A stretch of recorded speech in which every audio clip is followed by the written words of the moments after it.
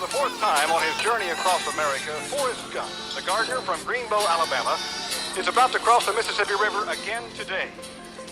I'll be damned. Sir, where are you running? Why are you running? Are you doing this for world peace? Are you doing this for the homeless?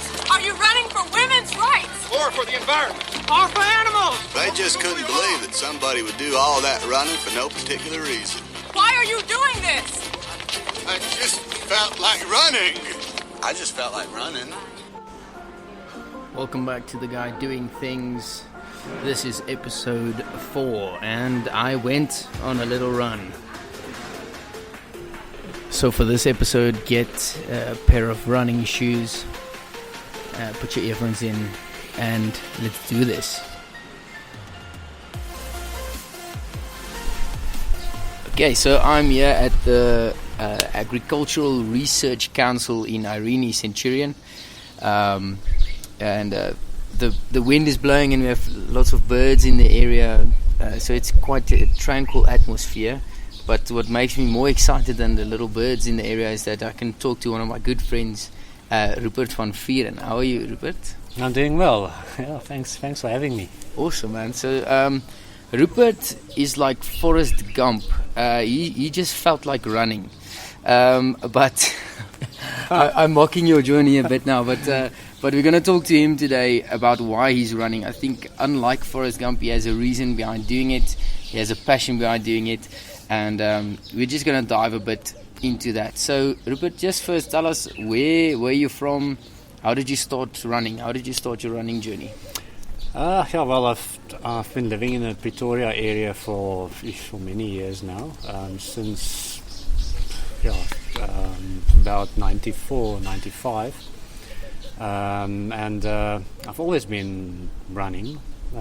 Track, field, road running. Actually, I would say when I finished school, I started with road running, 10Ks, and worked it up to half marathons. Cool. And about 7 years or so ago, I tried my first full marathon. Awesome. And it didn't go well. I almost Not died. what you expected. I did the Deloitte marathon, and it was a tough one. Totally unexpected. But yeah, I think that after about 2 days after it, my legs started to feel better, and I realized that I have to put in some more training. Yeah. But I would like to pursue longer distances, marathons and maybe an ultra. And from there it grew. Awesome. And I've actually done the Deloitte one, not the marathon, but I've done the 21 there, and it's hectic. Those hills in that area, that's tough. That's why I think that it was such a bad experience. But so, have you done Comrades? What's your claim to fame run up to now? I haven't done the Comrades yet. Next year would be my first Comrades. I've done a 100-miler. So it's a double Comrades. Okay. Wow. The other runners always mock me about that feat, that I haven't done a Comrades yet, but I've done a 100-miler. So I started the wrong way around. It's actually should do a Comrades first and then proceed to 100-miler. But it was something that it's something I wanted to challenge myself and see where my mental state is in training. And so I did the Dawn to Dusk. It's a circuit race. Okay. That you run right through the evening. You start Friday afternoon, you run straight through till Saturday until you finish. 161 kilometers. Oh my goodness. So that was quite an experience. It was really a mental journey. Yeah. Okay. But like I say, once this thing has taken hold of you, called ultra distance running, then you just go from there. So I've done also the Omidam Loskop ultra marathon, the Irene I've done a couple of times. So yeah, it's getting there. Awesome. Okay, so now the comrades will be easy once you've done double that. So we're looking forward to seeing your journey then. So Project Run 1,000. That's a bit more than comrades distance. Where did that come from? It actually started about 2 years ago. I read this article about a guy in Spain who ran 609 marathons in a row. Wow. In 609 days. Goodness. And obviously at that stage, that was my world. That it just seems unreal that somebody will do something like that or attempt something like that. Yeah. And after the 100 miler, I started to push myself and see to what extent I can push myself. And so I did a bit of trial and error. Okay. Tried to run 4 or 5 marathons in 5 days, just to see how my body reacts to that. Yeah. And but I obviously realized that it's something quite different. You will really, the only way to do something like that is to have a purpose to do something like that. Yeah. Not necessarily the world record in mind, but something else that pushes you to do something like that. Okay. Just to put it into perspective, a marathon is how many kilometers? It's 42.2 kilometers. 42.2, and run 1,000 means 42.2 each day. If you're at home listening and you're doing the math, it's 42.2 times 1,000. That's it. Yeah, and that's quite a lot of kilometers on one's legs. Yeah, so there has to be a deeper meaning, like you said. For sure. That's I'm involved with an organization called the Brainchild Fund. It's a non-profit organization that deals with families with special needs children. Okay. That for various reasons the kids have special needs. Yeah. It's not necessarily just one type of illness. Or, it's a very broad spectrum, but there's special needs, and the effect that has on the family is enormous. Yeah, I can imagine.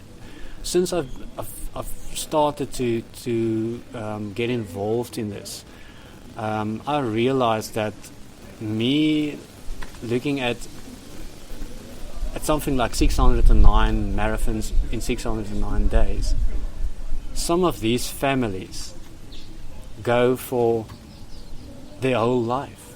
Yeah. Every day their life is like a marathon. Just And with they the don't have a sheer choice. challenges, the challenges that they face, everything that they have to do, Yeah. and the sacrifices that they have to make just to sometimes keep that little one alive. Yeah.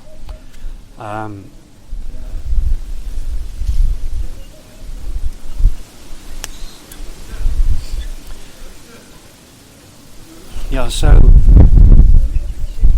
I realized that to do something like, to do something that can bring hope. That's the other thing is we live in a society where, or in a time frame where, yes, the hopelessness. People are just looking at the negative things every day. The news everywhere you look everybody's is concentrating on the negative. Yeah.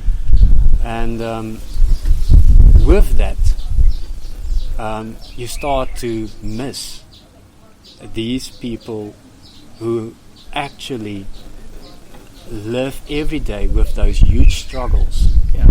But because you're so focused on all the negativity in your own life and the struggles that you have to go through in survival mode, that you don't realize that there's opportunities to assist in just making somebody else's life a bit more or better or easier. Yeah. And that's why the the joke about Forrest Gump in the beginning is so significant now because it's so much more than just feeling like running and going out. There's a deeper purpose behind it, and running for the Brainchild Fund to raise awareness is something awesome, and I love the project, and that's why I'm part of the project. So I contacted Rupert a few days ago or few weeks ago saying I want to be part of the project, and we're actually, after this interview, we're going to head out onto the road and do a few kilometers. So if the people at home also get inspired by this story, how can they form part, despite giving donations or whatever, how can they form part of either Project Run 1000 or the Brainchild Fund? So basically, the Project Run 1000 has two ways how you can get involved. The first part of the project is me running a marathon distance or further every day for 1,000 days. So that means that some days, like last week, Thursday, I did 50 kilometers. Wow. But it's all part of my, can I say, my little bit of this project. Okay. The bigger picture is to get the community involved by getting runners or people who love the sport of running or walking, taking their dogs for a walk or whatever they do to get active, to dedicate that training run, official race, walk with the dogs, walk with the family, park run, to dedicate it to the Brainchild Fund on that day. Awesome. So what people can do is we're obviously on social media, Facebook, Instagram. I'm busy setting up a website as well. There's also WhatsApp groups where people can every day just dedicate and say, listen, today I walked for 10 Ks. Yeah. And I dedicated to the Project Run 1000. And by doing that, we are trying to get a group run or a group walk of daily group run or group walk that reaches a minimum of 1,000 kilometers every day. Wow. Also for 1,000 days. Yeah. That's awesome. And that group is called the Heroes Run? A Heroes Run, It's connected to the Project Run 1000 Facebook page. So you can like the page and then join the group. And then on the group you can post pictures, video, whatever you want to show that you did whatever, a run or a walk or something. And soon the guys are going to wear a little Project Run 1000 shirt as well, if I'm not mistaken. Course. Okay, we're looking forward to that. That's going to be awesome. Yeah. And my toes are itching to get out on the road. Rupert, is there anything you want to say to the people listening, motivate them to get them out on the streets to get those kilometers in for you? Yeah. I think that the biggest thing for me is, it's a challenge for me. The mental challenges that I go through every day just to get myself to get up 3 o'clock in the morning or 2 o'clock in the morning to go and run so that I can get that 42 minimum kilometers done while I'm still working as well, and I'm busy with other projects as well. It's obviously a dedication from my side. Yeah. But I don't want the focus to be on myself. That's why I'm not focusing on the fact that it might be a world record or there might be a couple of world records broken with this attempt of mine. Yeah. That is not the focus for me. The focus is to get the people out there to start to get involved in something where, through the sheer love of running or whatever they love to do. Yeah. I had people today asking me if they can dedicate their cycling routes to me, and I said 5Ks cycling equals 1K for the project. Okay. And that's awesome. It's just going. So there's a lot of things. So I encourage the community to get involved. And if they have ideas or projects where they maybe have an idea of getting me involved or whatever, they're more than welcome to contact me. So they can just start to follow me, start to dedicate their runs or their in pleasure walks or whatever, and see what they feel in their heart, what they can do from there. And if they have spare tackies at home, because that's a lot of Ks you're going to put on, if you have spare tackies at home, please send it to Rupert. What size are you? I'm going to go through about 50 pairs of running shoes. That's a lot. No, I'm looking forward to seeing that. And thank you so much for taking the time out to be on the guy doing things. And I'm looking forward to this run now. It's going to be cool. Yes, the weather's beautiful. Awesome. So that was The Guy Doing Things episode 4. Thank you so much for tuning in. Hopefully we'll catch you out on the road. Or we'll catch you next time for the next episode. Cheers for now.